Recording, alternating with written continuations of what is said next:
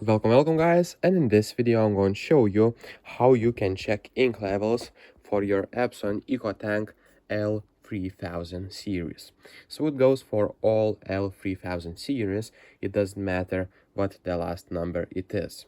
So basically what we need to do is go to this side, what I call this is the ink section, and right here you'll see that you can open this tab up, and right here you'll see the color code. So if you buy a new ink, you will know the right color code, and right here you have black, yellow, magenta and cyan.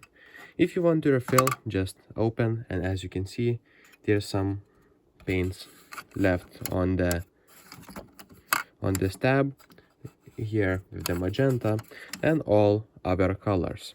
So basically how you can check an ink level is by going right here, and you will see all these little windows where you can check the color. So for the black I have around the half of it, for the yellow I have a little bit lower than half, and you can see other levels for magenta and cyan.